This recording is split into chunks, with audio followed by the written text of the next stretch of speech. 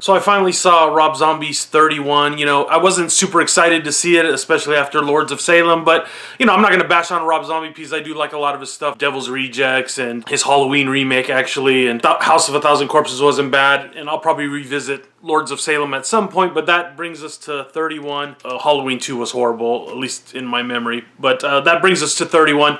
31 is kind of the same old Rob Zombie, I would say. It takes place in 1976. There's these carnival workers that are traveling cross country or whatever, and they stop at this town, and they basically run across some more weirdos, but these weirdos are killers, and they get pulled into this game, sort of, on Halloween night. And the game is basically they have to survive in this structure, and they're basically being chased by crazy, weirdo, psychotic, Texas Chainsaw Massacre type people. And, that's one of, obviously, Rob Zombie's huge influences because it's all over in, House of a Thousand Corpses, Devil's Rejects, and this movie. That's why I wasn't super excited to just jump in. I thought it was going to be just like those movies. It's a little bit different, especially where you have this like 1%er angle or whatever he's trying to take, where these people are running this game, and obviously these psychopaths are trying to kill these people, and on the side they're like betting or whatever. Yeah, so let's get into the good and the bad. First of all, the opening scene was way better than I expected. The opening credits were awesome. They kind of set a good tone for the movie, so that kind of sucked me in, which I really liked. And talking about the opening scene, that leads us to our best character of the film, Doomhead. The opening of the film starts with him, and basically he's kind of like a white trash Joker, I would say. That's kind of the best way to put it, I would think. There's definitely seemed to be sort of like this Harley Joker thing going. The characters are disconnected, but there's a character that's kind of like Harley also. But yeah, he just kind of reminded me, especially when he first not when they first introduced him in the film, but later on when he comes back in the third act, especially when he had his little suit on with his ascot or whatever. He kind of just reminded me of a crazy Joker, and of course he has a white face makeup.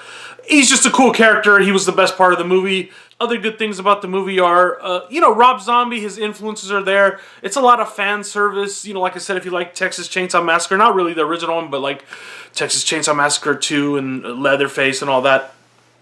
Kind of in all those, of course, other movies of those time periods. Just kind of goofy horror.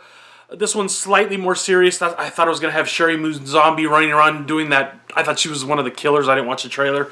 But I saw this, and, she plays a slightly different role, which was nice. And like I said, he has a lot of the fan service, a lot of the tropes of just horror films. But they're well done. It's entertaining. Also some good chainsaw action, I would say. There's a couple of, they got to work their way through this game. So there's this, a variety of killers, and they have these two like twins or whatever. They're like clowns and they're chainsaw guys, and the scene with them fighting the good guys is pretty cool. I did like that. Gory as hell. So it was pretty cool. I don't know. See, even during this review, I'm not super excited, and that kind of leads me to the bad parts. It's just kind of the same Rob Zombie stuff. I wish he would make a movie completely not about horror or something. I know he wanted to make, I think, like a Charlie Chaplin movie. I think that was it. I would like to see something like that, just to see him stretch out a little bit, then, maybe come back to horror later, or get a better script, because some of the mindless dialogue, of course, Rob Zombie wrote it, and some of the characters feel like they should be in Quentin Tarantino movies, which, sounds like a good thing, but at the same time, it doesn't really work, and I don't know. The characters aren't really well developed, and so that kind of annoys me. And then, just like I said, the fan service, it just gets a little annoying after a while. It's too much Texas Chainsaw Massacre. It's too much the same of Devil's Rejects and House of a Thousand Corpses. And, the only saving grace really is Doomhead. And, I think that's what Rob Zombie's good at, is kind of making his own iconic sort of serial killer characters. Obviously everybody from the Devil's Rejects is awesome.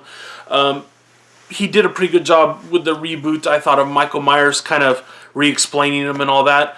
But I just want to see him stretch his roots, because at this point it's just kind of getting generic. And I mean, I guess the Lords of Salem, I've only seen it once, and I kind of ragged on it, even though I thought it had good visuals like this movie. Some of the shots in this film, too, are good. That's one of the things I should have mentioned. It's interesting, the shots, the way they're set up, basically the lighting and all that. It's a little bit hit or miss.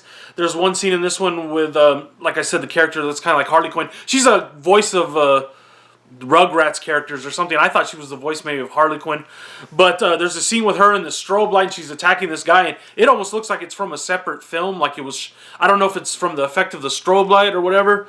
But that scene just looked like it was out of place in the movie. And then her partner killer sort of in the movie was just stupid. Some of the killers in this were just stupid. Slightly interesting, but stupid. So I thought Doomhead was good, and the Chainsaw Brother clown guys, they were about the only good parts.